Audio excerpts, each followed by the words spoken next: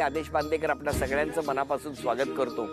खांबाळे भिवंडी या ठिकाणी राहणाऱ्या आशा विजय पाटील यांना आपण भेटणार आहोत, त्यांना बोलतं करणार आहोत। गुलाबी रवई या पद्धतीची वांगी किंवा या नावाची वांगी आणि या वांग्यांची शेती करून एक नवा प्रयोग करून पाहणाऱ्या या पाटील कुटुंबाला भेटून त्या संपूर्ण कुटुंबाला आज बोलतं करूया। आजच्या भागात काय घडणार बघूया। चला सुरुवात करूया आजच्या गप्पांना। नमस्कार। नमस्कार। बरं, तुमच्याबद्दल जरा घरातले काय म्हणतात ते ऐकूया। चालेल, इकडनं सुरुवात करतो। जाऊ बाई, तुमच्या दोघींमध्ये मोठं कोण? मी। तुम्ही। मग तुम्ही आधी आला? एकाच दिवशी दोघींचं लग्न झालं, दोघांचं एकाच दिवशी? हा। काय सांगणार या दोघांबद्दल तुम्ही? नाही, घरातलं एकदम वातावरण छान होतं, सासू सासरे एकदम प्रेमळ होते, काहीच हे नाही। आणि हे दीर पण एकदम व्यवस्थित, सगळे दुसरे 2 दीर पण होते, त्यांचं लग्न नव्हतं झालं, आमचं आणि यांचं झालं, पण खूप वातावरण एकदम मस्त होतं, बरं वाटलं, असं वाटायचं गावीच राहावं।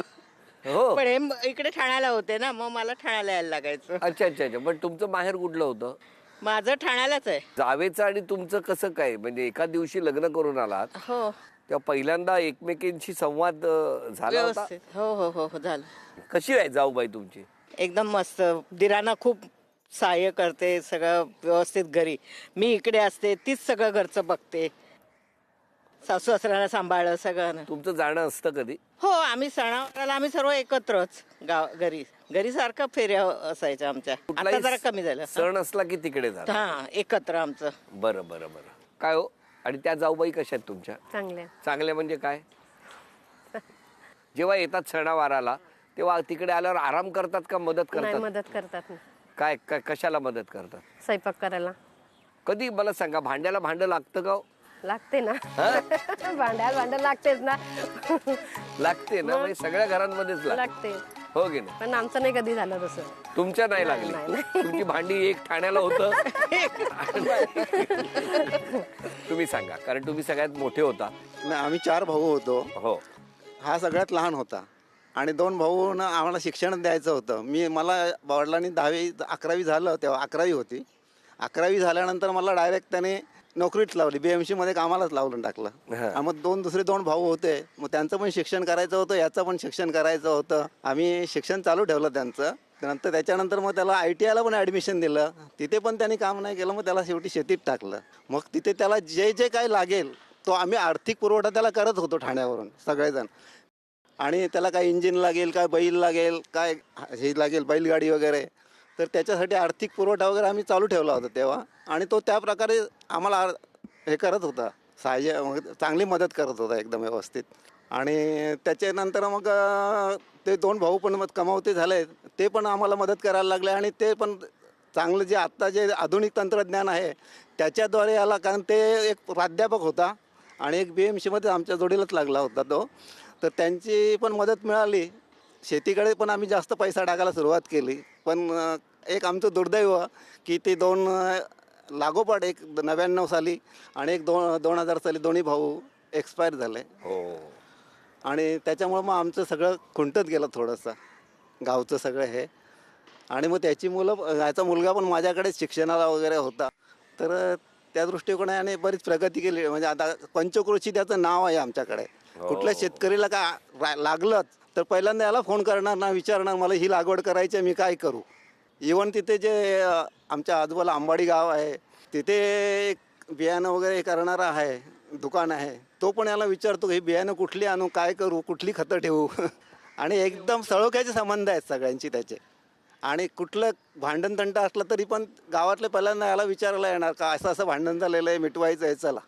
समजा ह्या रागावल्या तर तुम्ही कसं काय टेक्निक वापरता? त्या रागावल्या तर थोडा वेळ त्यांच्याशी मग वाद घालत बसायचा नाही, आपण कमीपणा घेऊन टाकायचा, कमीपणा घेऊन टाकायचा। अच्छा। आणि मग नंतर तिला समजावायचं की हे असं असं तुझं चुकलं होतं। तुमचे भाऊ तुमच्याबद्दल एवढं बोलतायत, तुम्हाला खूप मदत केली भावंडांनी? प्रमाणापेक्षा जास्त केली। जेव्हा शेतीकडं पण जेव्हा गुंतवणूक लागेल किंवा काय तेव्हा पण मदत करतात। ते 2 भाऊ होते, त्यांनी सुद्धा खूप मदत केली। दादांनी आता सांगितलं ते दुर्दैवाने गेले, पण त्यांच्यामुळंच आम्ही आज आहोत व्यवस्थित सगळं। त्यांनी मदत केली, दादांनी मदत केली। दादा बोलत होते त्यावेळेला तुमच्या डोळ्यात पाणी होतं, कारण खरं आहे एक स्पीड घेतला होता गाडीने चौघांचंही बळ लागलं होतं. एका गाडीला 4 चाकं असतात, 4ही चाकं सुसाट निघालेली असताना अचानक असं काहीतरी घडलं आणि 2 चाकं निखळली. पण आज त्यांचा आशीर्वाद आहे. आज हे 2 भाऊ अत्यंत खंबीरपणे आलेल्या सगळ्या परिस्थितीला सामोरे जात आहेत. पण त्या दोघांची उणीव कायम त्यांना भासते आहे. हे मला तुमच्या दोघांच्याही बोलण्यातून दिसतं आहे. शेतीतली प्रगती करता करता कुटुंबाचा एकमेकांशी असलेला जिव्हाळा इथे अधोरेखित होतोय. सुनबाईंना विचारूया जरा काय म्हणणं आहे. मी मोठी सुनबाई या घरची. हां घरात आल्यास मला सुनबाईसारखं कोणीच वागवलं नाहीये. माझा नवरा फार लकी आहे, त्याला 2 आई वडील मिळालेत. ही जन्म देती आई आणि ही पाळणारी आई. ह्याचं शिक्षण वगैरे ह्यांनी केलं ठाण्याला. हे फॅमिली आणि ती फॅमिली म्हणजे माझ्यासाठी माझं माहेरच आहे. मला माहेर जायची इच्छाही होत नाही. मी कधी वाटलं त्याला ठाण्याला नेऊन सोड, मी मम्मीकडे आराम करीन, कारण आम्ही पुण्याला शिफ्ट झालो आता. बरं. त्याच्यामुळे आमचा मोस्टली वेळ ह्यांच्यामध्येच जातो. सगळ्या समारंभाला आम्ही एकत्र असतो. खूप मजा येते घरामध्ये. पण तुम्ही सुनबाई मग काय सुनेसारख्या वागत नाही? गरजच नाही वाटत, मुलीसारखंच वागवतात. त्याच्यामुळे काम करत नाही, आरामच करत. आधी केला आराम, हां. नंतर कारण मला काही जायचं नाही बेसिकली. माहेरी कधी काम केलेलं नाही. आईंनी आणि मम्मीनी भरपूर शिकवलं त्यांच्या कारण. मग आता ही जाऊबाई म्हणजे बहीणच आहे माझी, हिने पण भरपूर मला ही शिकवते. तर आता आम्ही दोघी किचन सांभाळतो. या दोघींना आता आराम असतो. हो ना. अरे वा वा वा, छान. बोला आता दोघांबद्दलही सांगा. पहिलं तर जन्मदाते आई वडील. 4थीपर्यंत मी शाळेमध्ये शिकलो. 4थीपर्यंत त्यांनी जे काय पाहिजे होतं ते सगळं पुरवलं गेलं मला. माझ्या हट्ट जबरदस्त होते, कारण मी खूप जास्त हट्टी होतो असं मी ऐकून आहे. मला अजून त्यावेळेचं सगळं काही रिकलेक्ट होत नाही. 1 मिनिट, काय वहिनी तुमचं काय म्हणणं आहे? नक्कीच हट्टी असेल आणि रागट अजूनही आहे. 100% आहे हट्टी. हा, पण एक स्वभाव या दोघांकडून घेतलेला आहे की भांडण झालं की नमतं घ्यायचं, बायकोला अपने आप शांत होऊ द्यायचं, आणि बायको शांत झाली की वातावरण निवळतं घरचं. म्हणजे तुम्ही तापट आहात, बोला ना हा. सर. मी त्याच्यापेक्षा जास्त आहे. तर 4थीपर्यंत घरी असल्यामुळे मला कुठे काही कमी पडून दिली नाही त्यांनी. अभ्यासामध्ये मी पहिल्यापासून शार्प होतो. त्याच्यामुळे मग नंतर पप्पांनी आणि आईने निर्णय घेतला की काका काकूंकडे पुढे शिक्षणाला पाठवायचं ठाण्याला. 5वीपासून काका काकूंनी माझा सांभाळ केला. म्हणजे रादर सांगायला मला आनंद वाटतो की लोकांना एकच आईवडील असतात. आज मला 2 आईवडील आहेत. आणि त्याच्यामुळे लहानपणापासून यांनी शिक्षणाचा चांगला सगळाच खर्च रादर त्यांनी दोघांनी केलेला आहे. मला जे काय हवं नको तर सगळं त्यांनी बघितलेलं आहे. आणि आई पप्पांनी म्हणजे आई सगळ्यात जास्त हळवी आहे माझ्यासाठी. त्याच्यामुळे आपल्या मुलाला एवढं लांब ठेवून पण तिने भरपूर सपोर्ट केला मला. पप्पांबद्दल सांगायचं एवढंच वाटतं की एक वेळ असं आली होती की म्हणजे 9वी-10वीला मी होतो. 9वीला मी पासआउट झालो होतो आणि 10वीला जायचं होतं, पण काही कारणामुळे मला नव्हतं जाता येत. मी त्यावेळेला येऊन खूप रडलो पप्पांसमोर की मला नाही जायचं तिकडे, मला तुमच्याकडेच राहायचं आहे. त्यावेळी पप्पांनी मला फक्त एवढंच सांगितलं की बघ, तुला जर पुढचे चांगले दिवस जर हवे असतील ना तर तुला ह्या सगळ्यातून जायला लागेल. आणि मला आज आनंद होतो की मी आज मेकॅनिकल इंजिनियर म्हणून आज ॲज अ डिझाईन हेड म्हणून काम करतो. मी अख्खी फॅक्टरी सांभाळतो त्या कंपनीमध्ये. सो थँक्यू व्हेरी मच दोघांसाठी की आजपर्यंत कधी सांगता नाही आलं, पण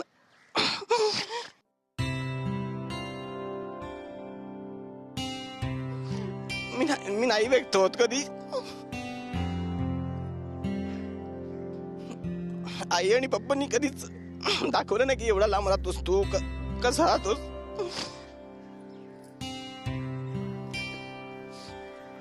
अनेक वर्ष मनात साठवलेलं आज डोळ्यातून बाहेर पडलंय. कधी त्याने दाखवलं नाही. दोन्ही आई वडील काका काकूंच्या प्रती असलेल्या भावना कधी व्यक्त होत नाही. गप्प राहणारा आज अचानक होम मिनिस्टरच्या या कुटुंबामध्ये मोकळेपणानं बोलू लागलाय. आणि इतक्या वर्षात जे बोलायचं होतं ते त्यांनी बोललेलं आहे. घरच्यांसाठी सगळ्यांसाठी मी खूप स्ट्रॉंग आहे. म्हणजे कधी काही झालं तरी घरी पहिला मला फोन असतो की बाबू असं असं झालेलं आहे, काय करायचं आहे, कसं करायचं आहे. त्याच्यामुळे सगळ्यात स्ट्रॉंग मी आहे. पण बॅक ऑफ द माइंड सगळ्यात जास्त हिने हँडल केलेल्या आहे सगळ्या गोष्टी. मला कधी रडायचं असेल तर कांदा हिचा असतो. कारण मी पहिल्यापासून ठाण्याला राहिलो होतो. लग्नानंतर मी वसईला शिफ्ट झालो. वसईला मी एका कंपनीमध्ये नोकरी, लग्नानंतर आम्ही दोघं एकत्र राहायला सुरुवात केली. त्याच्यामुळे जे काय सगळं सांगायचं आहे मला, जे काय सांगायचं ते एकच शेअरिंग पार्टनर होता माझा. आणि माझं लव्ह मॅरेज आहे. त्याच्यामुळे पहिला विरोध होता, पण पप्पांनी नंतर ॲक्सेप्ट करून प्रॉपर बोलणी वगैरे करून आमचं लग्न झालेलं आहे. मी विरोध नाही केला, फक्त त्याला समजावलं, बघ असं असं आहे, तू करू शकशील, समजावलं. नमस्कार, मी मुलगी त्यांची. माझे पप्पा खूपच समजूतदार आहेत आणि आई प्रेमळ. त्यांचा सामाजिक कार्यामध्ये खूप सहभाग असतो आणि कुटुंबाला पण तितकाच वेळ देतात ते. आता मला एक प्रसंग सांगावासा वाटतं पप्पांविषयी. 10 ते 12 वर्षापूर्वी त्यांचं ॲक्सिडेंट झालेलं होतं. 2दा ॲक्सिडेंट झालेलं होतं. एकदा पायाचं आणि एकदा हाताचं. त्यांच्या हातामध्ये एक सळई आहे.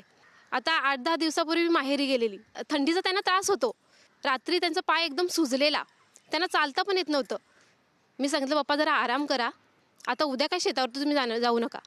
त्यांनी सांगितलं, चालेल, तू सांगतेस ना, मी ऐकतो तुझं, मी नाही जाणार उद्या शेतावरती. आणि झोपले. मी पहाटे 5ला जेव्हा उठली ना, तेव्हा पप्पा तिथे नव्हते. बरं, पप्पा गेले शेतावरती. म्हणजे शेतीविषयी इतकी ओढ एखाद्या माणसाला असू शकते हे त्याच्यावरून दिसून येते. शेती हा श्वास आहे त्यांचा. हा, जावयांचं काय म्हणणं आहे? बायको तर चांगली मिळालीच, पण सासरे बुवा, सासूबाई म्हणजे आई बाबा ग्रेट. माझं नाव निकिता विशाल पाटील. मी लहान सुनबाई त्यांची. ते दोघेही आईवडिलांसारखेच आहेत. प्रेम पण करतात आणि प्रत्येक गोष्टीमध्ये सांभाळून पण घेतात. काकांविषयी सांगायचं तर काकांना शेतीची खूपच आवड. आज मी काकांबरोबर होता, त्यांना मुख्यमंत्र्याचा पुरस्कार भेटला होता. खरंच मला खूप अभिमान वाटतो. काकांबद्दल बोलायचं झालं तर काकांचा आपल्या परिसरात पूर्ण आमच्या तेवढ्या याच्यात खूप शेतीविषयी खूप नाव आहे त्यांचं. बघा, पुढच्या पिढीला सुद्धा तुमच्याबद्दल खूप आदर आणि अभिमान आहे. याचं कारण तुम्ही शेतीमध्ये राहून इतकं छान वेगवेगळे प्रयोग केलेले आहेत आणि म्हणून फक्त कुटुंबापुरतं नाही तर आजूबाजूच्या शेतकरी कुटुंबांना सुद्धा तुम्ही आधार वाटताय. बरोबर की नाही? हा पुढचा प्रश्न आहे ना, ती जी छोटी सूनबाई आहे तिला. तुम्ही जिथे बसलायत ना त्याच्या पाठीमागे ना पायऱ्या आहेत. त्या किती पायऱ्या आहेत एवढं सांगायचंय पुढे बघून. बोला लवकर. 6. अभिनंदन, अभिनंदन. छोट्या सुनेने तन्मणी मिळवून दिलाय तुम्हाला. अभिनंदन. झी मराठीकडून चांदीचं नाणं मिळालं. अभिनंदन. बरं, या सगळ्या गप्पा सुरू आहेत. आज क्षमा मागायची असेल तर कोणाची मागाल? सगळ्यांचीच. का? काय चुकलं असेल तर क्षमा मागते सगळ्यांची, दिराची, जावेची, मिस्टरांची, सगळ्यांची. काय चेहरा खुललाय बघा मिस्टरांची म्हटल्यावर. तुम्ही आज क्षमा मागायची असेल तर कोणाची मागाल? सर्व वडीलधाऱ्यांची क्षमा मागितलीच पाहिजे. आई वडील किंवा आमच्या दादा वहिनी, दुसऱ्या सुद्धा वहिनी आहेत, त्यांची सुद्धा सगळ्यांची काही चुकलं असेल तर क्षमा मागितलीच पाहिजे. बरं, मला सांगा, आजूबाजूच्या गावातनं सुद्धा तुमच्याशी चर्चा करायला येतात लोक? खरंच? हो, भरपूर लोक येतात आणि शेतीविषयक मला खूप आवड आहे आणि त्यांना ते माहिती आहे, त्याच्यामुळे ते निश्चित सल्ला घ्यायला येतात. तुम्ही कुठे कुठे गेलायत या शेतीच्या प्रदर्शनांना किंवा कृषी विभागाच्या कुठल्या कार्यक्रमांना? कृषी विभागाच्या माध्यमातून मी संपूर्ण भारतभर दौरा केलेला आहे. ते अगदी दिल्ली असो किंवा पार कन्याकुमारीपासून सगळे, म्हणजे कुठे कुठे, धारवाड असो, जिथे जिथे कृषी संशोधन केंद्र आहे, जसं दिल्लीचं पुसा संशोधन केंद्र आहे का, जे आपल्या शेतकऱ्यांसाठी प्रतीक असे आहे. जो शेतकरी आहे त्यांनी अशी कृषी विद्यापीठं किंवा कृषी विद्यालय आहेत, तिथे जाऊन त्यांचं नवीन नवीन संशोधन काय आहे ते पाहून त्याच्यात ज्ञान घेऊन आपली प्रगती केली पाहिजे असं वाटतं, असं मला वाटतंय. आणि त्याच्यामुळं मी जेवढी अशी प्रशिक्षणं घेतली त्याच्यातून अनुभव घेतला आणि त्या अनुभवाचा फायदा मी माझ्या शेतीमध्ये करत असतो. नवीन वेगवेगळे प्रयोग करत असतो आणि ते प्रयोग बाजूचे शेतकरी पाहत असतात. मग त्या प्रकारे ते पण आचरण करतात आणि त्यांचासुद्धा मग फायदा होतो. बघा, त्यांचं म्हणणं आहे, ज्या आत्मीयतेने तुम्ही देवस्थानांना भेटी देता तसंच शेतकऱ्यांनी आपली जी श्रद्धास्थानं आहेत, ज्याच्यातून काहीतरी वेगळे ऊर्जा मिळणार आहे, ऊर्जेचे स्रोत आहेत, अशा कृषी विद्यापीठांना, कृषीशी संबंधित जिथे जिथे जे जे असेल तिथे जाऊन अधिकाधिक ज्ञान आत्मसात करून आपण आपली शेतीत प्रगती कशी होईल याचा विचार केला पाहिजे. आणि मला तुम्हाला मनापासून प्रार्थना करायची आहे, किंबहुना तमाम शेतकरी कुटुंबांसाठी प्रार्थना करायची आहे की त्यांनी केलेल्या प्रत्येक प्रयोगाला कायम बाप्पाने आशीर्वाद दिला पाहिजे आणि आशीर्वादाबरोबर त्यांच्या मनातल्या सगळ्या इच्छा पूर्ण झाल्या पाहिजेत. आता एक छोटीशी इच्छा आहे, पण आज सुद्धा बक्षीस तुम्हाला नाही मिळणार आहे या माऊलीला, कारण तुमच्या पाठी त्या खंबीरपणे उभ्या राहिल्यात की नाही. यांनी येऊन यांच्या कुटुंबामध्ये हातभार लावला आणि म्हणून बिनधास्तपणे उत्तम शेतीत तुम्ही इतकी प्रगती करू शकलेले आहात. त्यामुळे 35 वर्षात या माऊलीचं महत्त्व तुमच्या कुटुंबातलं सुद्धा फार वेगळं आहे. आता पैठणी कोण मिळवून देणार तुम्हाला ते आम्ही बघणार आहोत. समोर बसलेली लेक आणि मोठी सून या दोघींमध्ये एक आता खेळ होणार आहे आणि या दोघींमधल्या खेळामध्ये ज्या जिंकणार त्यात तुम्हाला पैठणी मिळवून देणार. तर बघूया आता पैठणी कोण पटकावून देणार आहे. त्यासाठी हा पैठणीचा खेळ. दोघींनाही 10 संधी आहेत. समोर एक बॉलिंग बॉटल आहे. प्लास्टिकच्या चेंडूच्या सहाय्याने ती बॉलिंग बॉटल उडवायची आहे किंवा त्या बॉलिंग बॉटलला स्पर्श झाला तरीसुद्धा गुण मिळणार आहे. 10 संधीमध्ये सर्वाधिक गुणसंख्या ज्यांची होणार त्या आमच्या या माऊलीला आज पैठणी मिळवून देणार. बघूया काय होणार या खेळात. चला, आधी मोठ्या सूनबाई 1 हां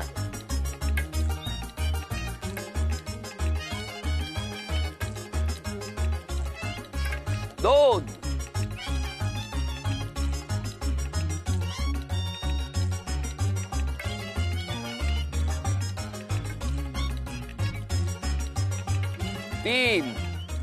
3 झाली आतापर्यंत गुणसंख्या. जिंकण्यासाठी 4 गुण पाहिजेत.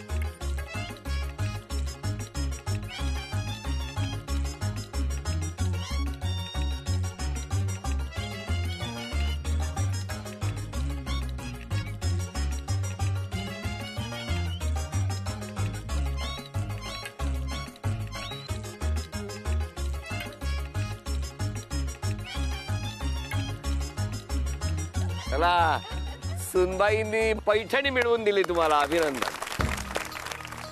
अभिनंदन. झी मराठीकडून चांदीचं नाणं. वैरीला मिळत आहे तथास्तु पुणे आणि कोल्हापूर यांच्याकडून पैठणी. अभिनंदन.